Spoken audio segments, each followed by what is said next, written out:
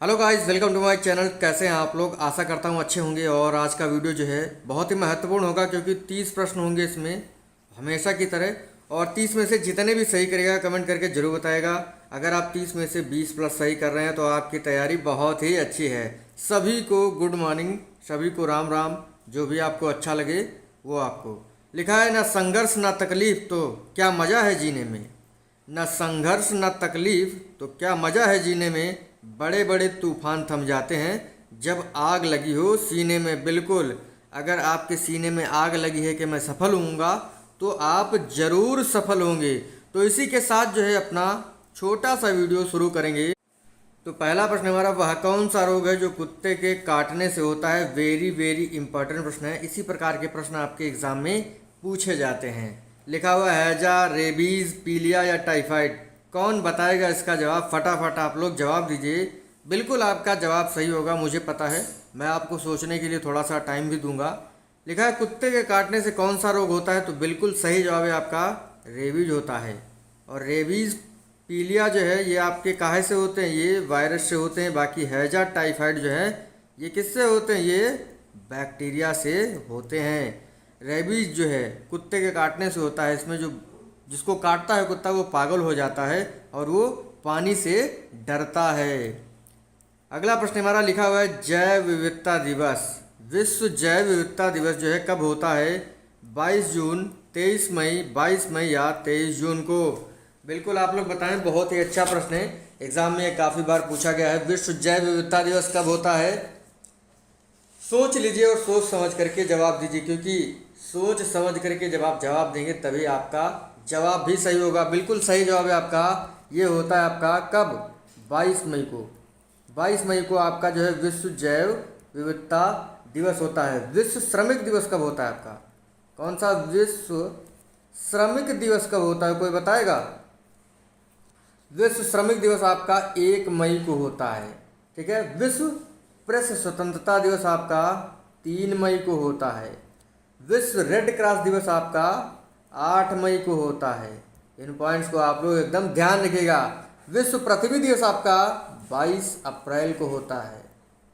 विश्व जल दिवस आपका 22 मार्च को होता है। अगला प्रश्न आपके लिए लिखा हुआ है, अपवाह की दृष्टि से विश्व की सबसे बड़ी नदी कौन सी है? अमेजन, नील नदी, ब्रह्मपुत्र नदी या गंगा नदी। वेरी वेरी इंपॉर्टेंट प्रश्न है। क्या होगा इसका जवाब? अपवाह की दृष्टि से विश्व की सबसे बड़ी नदी कौन सी होती है? बिल्कुल आपका जवाब सही है, ये है आपकी अमेजन नदी। आपका पहला ऑप्शन सही होगा। मिस्र का शोक जो है किसे कहते हैं? नील नदी को कहते हैं। ब्रह्मपुत्र नदी जो है तिब्बत से निकलती है। ठीक है। और ब्रह्मपुत्र नदी को तिब्बत में सांगपो कहते हैं। क्या कहते हैं? सांगपो कहते हैं। और ब्रह्मपुत्र नदी भारत में अरुणाचल प्रदेश से प्रवेश करती है। अरुणाचल प्रदेश से जो है प्रवेश करती है। और अरुणाचल प्रदेश में ब्रह्मपुत्र नदी को क्या कहते हैं? दिहांग कहते हैं। क्या कहते हैं? दिहांग कहते हैं। और असम में ब्रह्मपुत्र नदी को ब्रह्मपुत्र ही कहा जाता है। क्या कहा जाता है? ब्रह्मपुत्र ही कहा जाता है। और ब्रह्मपुत्र नदी जब बांग्लादेश में जाती है तो उसे क्या कहते हैं? जमुना कहते हैं। गंगा आपकी कहाँ से निकलती है? गंगोत्री से निकलती है। और जब गंगा जो है बांग्लादेश में जाती है तो उसे क्या कहते हैं? पद्मा कहते हैं। और जब गंगा और ब्रह्मपुत्र मिल जाती है तो उसकी कपिल धारा बनती है, यानी एक सिंगल धारा बनती है, उसे कहते हैं मेघना। क्या कहते हैं? मेघना कहते हैं। तो अपवाह की दृष्टि से विश्व की सबसे बड़ी नदी आपकी अमेजन नदी है। अगला प्रश्न हमारा लिखा हुआ है, सूर्य में धब्बों का तापमान कितना होता है? 6000 degree centigrade, 4500 degree centigrade, 3000 degree centigrade या 2000 डिग्री सेंटीग्रेड। मैंने आपको काफ़ी बार बताया हुआ है। अभी कुछ दिन पहले इस पर जो है वीडियो आया था जिसमें हम लोगों ने सौर मंडल के बारे में पढ़ा हुआ था। बिल्कुल बताइए आप लोग क्या जवाब होगा? सूर्य में धब्बों का तापमान कितना होता है? बिल्कुल सही जवाब है आपका 4500 डिग्री सेंटीग्रेड होता है। सूर्य का तापमान, जो सतह का तापमान होता है उसका वैल्यू होता है 6000 डिग्री सेंटीग्रेड। और जो सूर्य में धब्बे होते हैं उनका तापमान 4500 डिग्री सेंटीग्रेड होता है। सूर्य का तापमान मतलब सूर्य की जो किरणें होती हैं वो पृथ्वी तक आने में 8 मिनट का समय लेती हैं। अगला प्रश्न हमारा लिखा है, संविधान की तीसरी सूची में किसका वर्णन है? राज्य और संघ क्षेत्र, दल बदल कानून, शपथ ग्रहण या वेतन और भत्ते पेंशन। बताइए आप लोग क्या जवाब होगा। आपको पता ही होगा वर्तमान में कितनी अनुसूचियां हैं, 12 अनुसूचियां हैं। जब हमारा संविधान बना था तो उसमें 8 अनुसूचियां थी। वर्तमान में कितनी है, 12 अनुसूचियां हैं। भाग कितने हैं, 22 भाग हैं। और अनुच्छेद जो है आपके काफ़ी सारे हो गए हैं। लेकिन जब हमारा संविधान बना था तो उस समय कितने थे, 395 थे। ठीक है, तो क्या होगा इसका जवाब, संविधान की तीसरी सूची में वर्णित है। बिल्कुल आपका जवाब सही है, शपथ ग्रहण वर्णित है। ठीक है, शपथ ग्रहण तीसरी सूची में वर्णित है अनुसूची में, और दूसरी सूची में वेतन भत्ते और पेंशन का वर्णन है जो भी आपके पदाधिकारी होते हैं। दल बदल कानून आपका 10वीं अनुसूची में है। संघ और राज्य क्षेत्र का वर्णन पहली अनुसूची में है। ठीक है, अगला प्रश्न है, संविधान की आत्मा किसे कहा जाता है। संविधान की आत्मा किसे कहा जाता है, मूल अधिकार, मूल कर्तव्य, प्रस्तावना या राज्य के नीति निर्देशक तत्व। बिल्कुल बताएं क्या जवाब होगा। देखिए, मूल अधिकार आपके कहाँ से लिए गए हैं, अमेरिका से, सभी को पता होगा। ठीक है, मूल अधिकार आपके कौन से अनुच्छेद के बीच में पाए जाते हैं, 12 से 35 अनुच्छेद के बीच में। भाग आपका कौन सा है, 3 भाग है। मूल कर्तव्य आपके कहाँ से लिए गए हैं, यूएसएसआर यानी रूस से लिए गए हैं। कहाँ से लिए गए हैं, रूस से लिए गए हैं। इस चीज़ को ध्यान रखिएगा। ठीक है, और ये 51 के का में मिलते हैं आपको भारतीय संविधान में, और इसका भाग होगा भाग 4 का।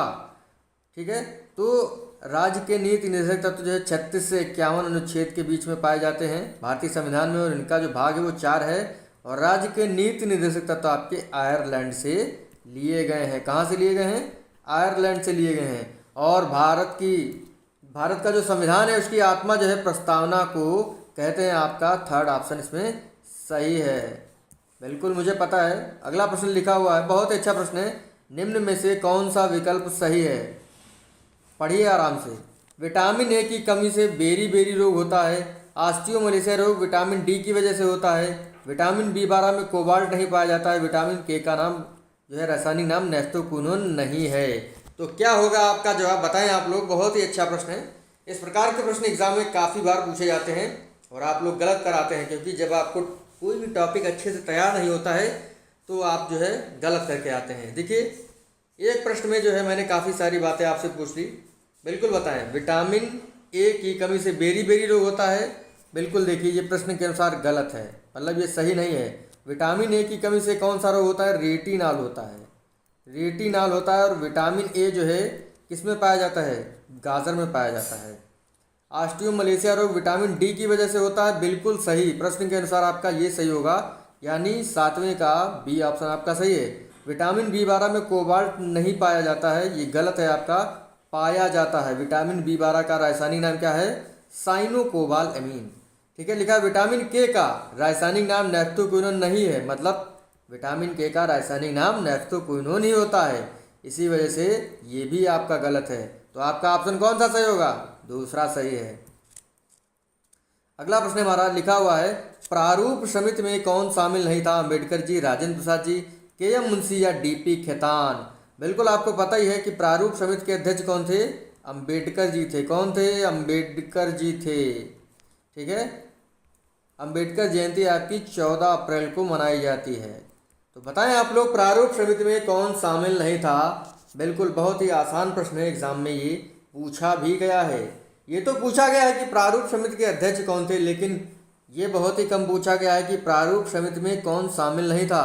तो आपका जवाब मुझे पता है क्या होगा, और बिल्कुल सही है। राजेंद्र प्रसाद जी जो थे ये आपके प्रारूप समिति में शामिल नहीं थे।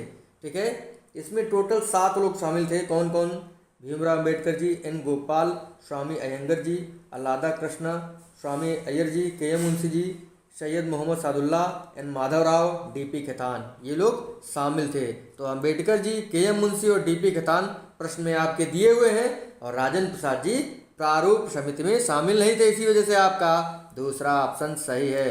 अगला है, विषाणु जनित रोग निम्न में से कौन सा है, हैजा, टाइफाइड, एड्स या काली खांसी। बहुत ही अच्छा प्रश्न है, एग्जाम में काफ़ी बार पूछा गया है। विषाणु जनित रोग है हैजा, टाइफाइड, एड्स या काली खांसी।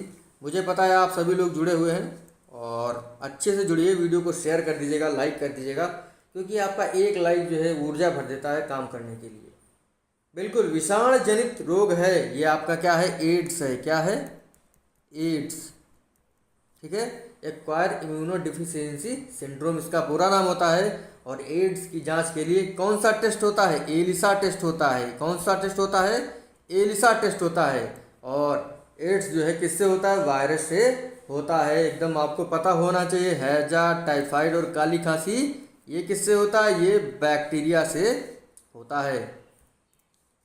अगला प्रश्न हमारा लिखा है, माओरी जनजाति किस क्षेत्र में रहती है, अमेरिका, न्यूजीलैंड, ग्रीनलैंड या कांगो बेसिन। माओरी जनजाति आपकी किस क्षेत्र में रहती है, बहुत ही अच्छा प्रश्न है। बताएंगे आप लोग, बिल्कुल बताएंगे। माओरी जनजाति आपकी कहाँ रहती है, मैंने आपको काफ़ी बार बताया है, न्यूजीलैंड में रहती है। ग्रीनलैंड में आपका एस्किमो जनजाति रहती है। और सेमांग जनजाति आपकी है, कौन सी, सेमांग जनजाति, वो आपकी मलेशिया में रहती है। कहाँ रहती है, मलेशिया में। कांगो बेसिन में पिग्मी जनजाति रहती है। कौन सी जनजाति रहती है, पिग्मी जनजाति रहती है। रेड इंडियंस जो है कनाडा में रहते हैं, इस चीज़ को एकदम ध्यान रखिएगा। अगला प्रश्न देखिए, आयुनी जनजाति है एक, आयुनु जो जनजाति है ये जापान में रहती है। ठीक है, अगला प्रश्न हमारा लिखा हुआ है, डाउन्स घास का मैदान कहाँ होता है, कनाडा, अफ्रीका, ऑस्ट्रेलिया या स्विट्जरलैंड। बताएं आप लोग, डाउन्स घास का मैदान कहाँ पाया जाता है, डाउन्स घास का मैदान कहाँ पाया जाता है। बिल्कुल आप लोग बताएं इसका क्या जवाब होगा। बिल्कुल आपका जवाब सही है, डाउन्स घास का मैदान जो है आपका ऑस्ट्रेलिया में है। कहाँ है, ऑस्ट्रेलिया में है। वेरी गुड, आप लोग बहुत अच्छी तरीके से जवाब दे रहे हैं। अगला, विश्व का सबसे ऊंचा झरना कौन सा है, विक्टोरिया जलप्रपात, एंजल जलप्रपात, येलो जलप्रपात, व्हाइट फियोर्ड जलप्रपात। विश्व का सबसे ऊंचा झरना कौन सा है, कौन बताएगा इसका जवाब। बहुत ही अच्छा प्रश्न है, बहुत ही अच्छा प्रश्न है। विश्व का सबसे ऊंचा झरना जो है आपका एंजल जलप्रपात है। आपका बी ऑप्शन सही होगा, जिसने ये बताया है उसका बिल्कुल सही है। और बहुत ही इंपॉर्टेंट प्रश्न है ये, बहुत ही इंपॉर्टेंट प्रश्न है। अगला प्रश्न है, लिखा हुआ है, भारत का कुंचिकल झरना किस नदी पर है। भारत में एक झरना है कुंचिकल, वो किस नदी पर है, नर्मदा नदी, ताप्ती नदी, वाराही नदी या सारावती नदी पर। एक एक प्रश्न जो है आपके लिए बहुत ही बहुमूल्य है, क्योंकि पता नहीं कौन सा प्रश्न आपके एग्जाम में आ जाए। तो आपको हर प्रश्न पढ़ना है जो मैं आपके लिए लाता हूँ, क्योंकि एक एक्सपीरियंस होता है ना कि इस प्रकार के प्रश्न आ सकते हैं। तो बिल्कुल ऐसे ही प्रश्न आएंगे। भारत में कुंचिकल झरना आपका किस नदी पर है, वाराही नदी पर है। और वाराही नदी कहाँ है, कर्नाटक में है। कहाँ है, कर्नाटक में है। और ये भारत का सबसे ऊंचा झरना भी है। ठीक है, दूध सागर झरना जो कि मांडवी नदी पर है, एक आपका झरना है दूध सागर। कौन सा झरना, दूध सागर, ये आपका मांडवी नदी पर है। कौन सी नदी पर, मांडवी नदी पर है। और कहाँ है, गोवा में है। ये दूसरे नंबर पर आता है। ठीक है, तीसरे नंबर पर आपका जोग झरना आता है। जोग झरना कौन आता है, जोग झरना, जो कौन सी नदी पर है, सारावती नदी पर है। नर्मदा नदी पर जो है आपका इन्ना झरना है। इन्ना जो है चौथे नंबर पर आता है, मतलब ऊंचाई में सबसे नंबर वन पर आपका कुंचिकल, फिर उसके बाद दूध सागर, फिर उसके बाद जोग झरना, और उसके बाद चौथे नंबर पर आपका यन्ना झरना आता है, जो कि नर्मदा नदी पर है। और कहाँ है, मध्य प्रदेश में है। अगला है, कंचनजंगा पर्वत किस राज्य में है, अरुणाचल प्रदेश, उत्तराखंड, सिक्किम या मिजोरम। कंचनजंगा पर्वत किस राज्य में स्थित है, कोई बताएगा इसका जवाब, मुझे पता है। बहुत ही अच्छा प्रश्न है ये, बिल्कुल आप लोग बताएंगे इसका जवाब क्या होगा कि कंचनजंगा पर्वत आपका किस राज्य में है, अरुणाचल प्रदेश, उत्तराखंड, सिक्किम या मिजोरम। बताएं आप लोग। बिल्कुल आपका जवाब सही है, कंचनजंगा पर्वत आपका सिक्किम में है। कहाँ है, सिक्किम में है। आपका सी ऑप्शन सही होगा। अरुणाचल प्रदेश में बहुत सारे आपको पता होगा दर्रे हैं, तो उनको मैं आपको बता देता हूँ। जैसे बोमडिला दर्रा, यांग्याप दर्रा और दिफू दर्रा। बोमडिला, यांग्याप दर्रा, दिफू दर्रा आपके कहाँ हैं, अरुणाचल प्रदेश में है। माना दर्रा, नीति दर्रा आपके उत्तराखंड में है। कहाँ है, उत्तराखंड में है। सिक्किम में कौन कौन से दर्रे हैं, देखिए आपको पता ही है, मैंने काफ़ी बार बताया है।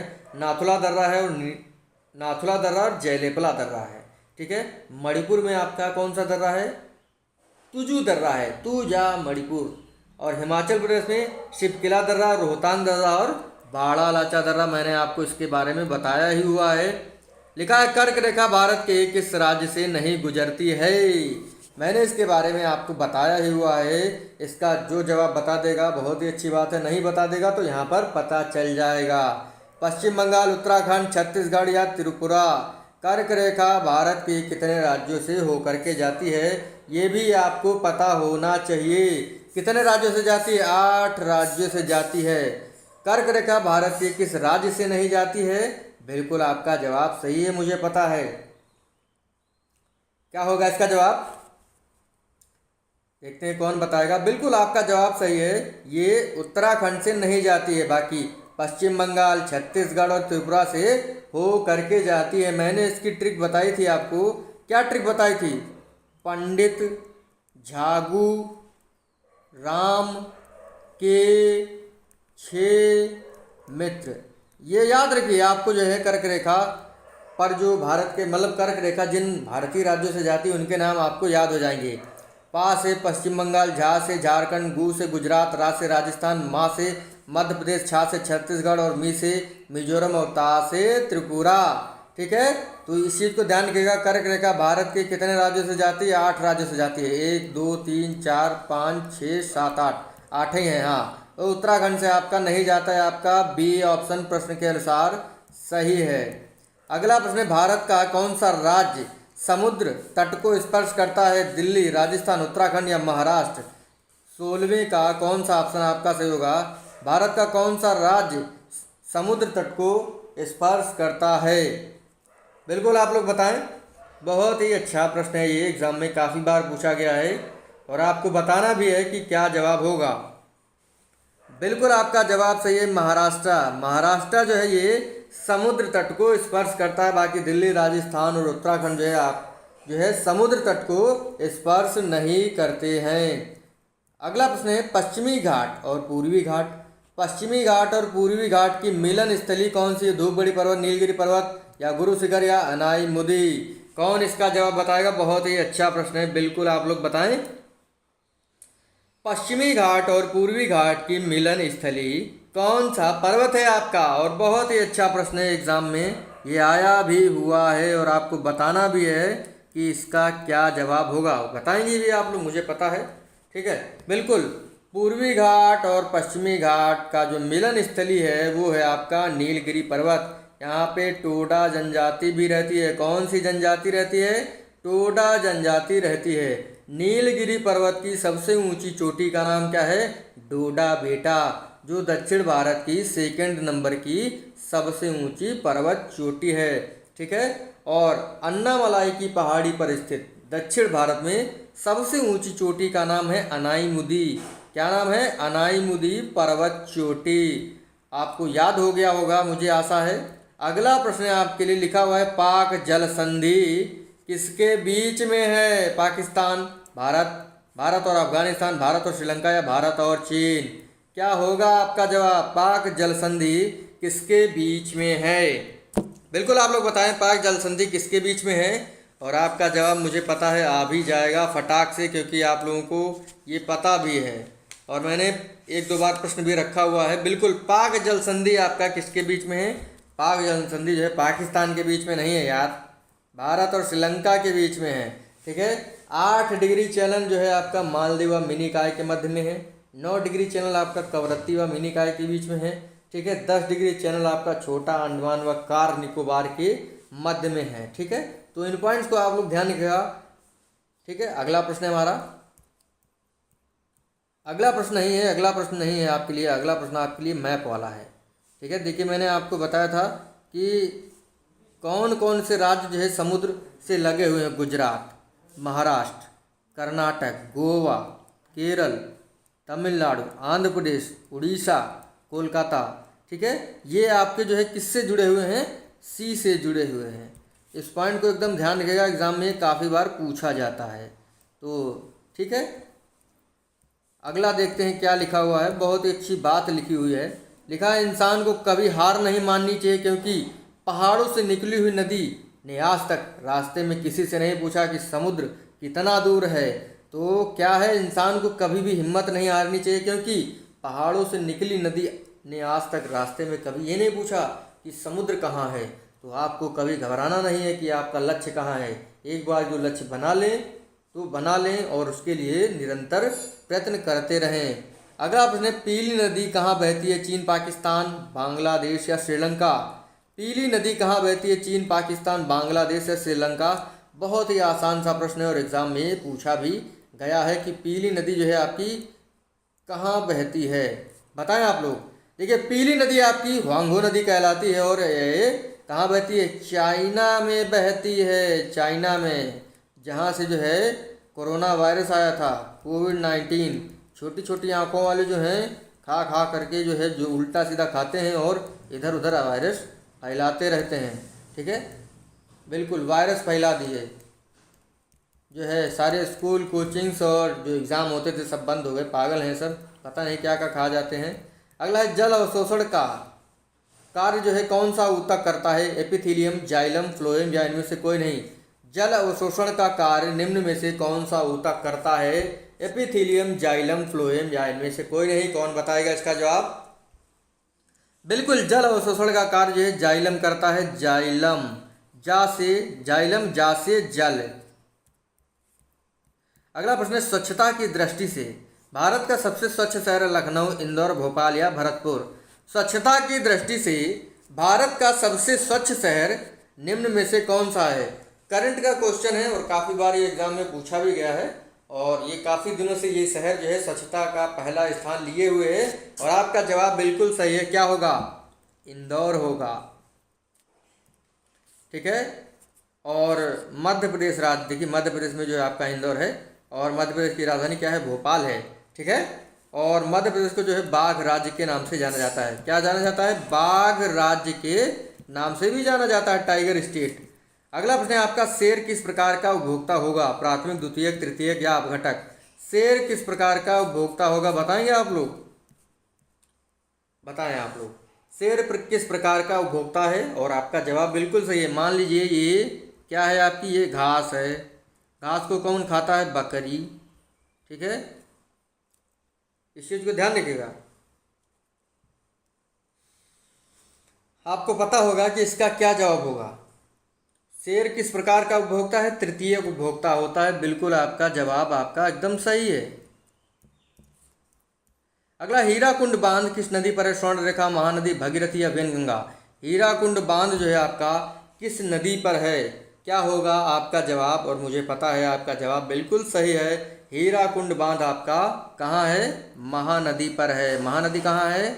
उड़ीसा में बहती है और उड़ीसा में आपका जो है महानदी और महानदी पर जो है क्या है? हीराकुंड बांध है। अगला है, कृष्णा नदी का उद्गम स्थल बताएं? महाबलेश्वर, नासिक, अमरकंटक या जनापाव पहाड़ी? कृष्णा नदी का उद्गम स्थल निम्न में से क्या होता है? महाबलेश्वर, नासिक, अमरकंटक या जनापाव पहाड़ी? बताएं आप लोग, इसका क्या जवाब होगा? बहुत ही अच्छा प्रश्न है, एग्जाम में काफ़ी बार पूछा भी गया है। कृष्णा नदी का उद्गम स्थल कौन सा है? बिल्कुल आपका महाबलेश्वर होगा। पहला ऑप्शन आपका सही है। नासिक त्र्यंबक गांव से आपकी गोदावरी निकलती है और दक्षिण भारत की सबसे लंबी नदी गोदावरी है। अमरकंटक से नर्मदा नदी निकलती है। नर्मदा नदी कौन सी नदी? नर्मदा नदी निकलती है। जनाब पहाड़ी से चंबल नदी निकलती है। कौन सी? चंबल नदी। अगला प्रश्न हमारा लिखा है, पंच नदियों की भूमि किसे कहते हैं? हरियाणा, पंजाब, दिल्ली या उत्तर प्रदेश? पंच नदियों की भूमि किसे कहा जाता है? कौन इसका जवाब बताएगा? बहुत ही अच्छा प्रश्न, एग्जाम में काफ़ी बार पूछा गया है। पंच नदियों की भूमि कौन सा है? बिल्कुल आपका जवाब सही होना चाहिए। क्या है? हाँ बिल्कुल आपका जवाब सही है, पंजाब है। क्या है? पंजाब होगा। अगला है, भारत का मानक समय कहाँ से लिया जाता है? गोरखपुर, नैनी, देहरादून, हैदराबाद? देखिए 30 में जितने भी प्रश्न सही करिएगा कमेंट करके जरूर बताइएगा। ठीक है, भारत का मानक समय लिया जाता है गोरखपुर, नैनी, प्रयागराज, देहरादून या हैदराबाद? भारत का मानक समय आपका कहाँ से लिया जाता है? 82.5 पूर्व, 82.5 जो है पूर्व से जो है भारत का मानक समय लिया जाता है और नैनी प्रयागराज से लिया जाता है। अगला प्रश्न आपके लिए लिखा हुआ है, पीली क्रांति का संबंध किससे? पीली क्रांति का संबंध किससे है? दुग्ध उत्पादन, तिलहन उत्पादन से, अंडा उत्पादन से या मछली उत्पादन से? बताएं आप लोग इसका क्या जवाब होगा। पीली क्रांति का संबंध जो है किससे है? बहुत ही अच्छा प्रश्न है और ये एग्जाम में काफ़ी बार पूछा भी गया, आपको पता भी होगा। बहुत अच्छा प्रश्न है। देखिए, पीली क्रांति का संबंध जो है ये किससे है? बिल्कुल सही जवाब है, तिलहन के उत्पादन से है। किससे है? तिलहन के उत्पादन से, दुग्ध उत्पादन से आपका श्वेत क्रांति जुड़ा हुआ है। ठीक है। और नीली क्रांति से आपका मछली उत्पादन। अंडा क्रांति किससे जुड़ा हुआ है? कोई बताएगा? बिल्कुल बताएंगे। देखिए, ये प्रश्न है आपके लिए और आपको बताना है इसका क्या जवाब होगा। ठीक है, ये प्रश्न है। देखिए, देख लीजिए एक बार अच्छे से देखिए, सीरीज देखिए इसमें कौन सी काम कर रही है। बिल्कुल। और उसके बाद जो है एक आपका अगली लाइन लिखी होगी, आपको बताना है उसका क्या जवाब होगा। देखिए, बस इतने से ही आप अंदाज़ा लगा सकते हैं कि इसका क्या जवाब होगा। बिल्कुल आपका जवाब जो होगा वो बिल्कुल होगा। देखिए, 9 2 11 होता है तो यहाँ पर देखिए जोड़ करके लिखा गया है। फिर इनको 9 में से 2 7, मतलब 9 में से 2 गया, कितना बचेगा? 7। पहले जोड़ा गया तो इधर लिख दिया गया और घटाया गया तो इधर लिख दिया गया।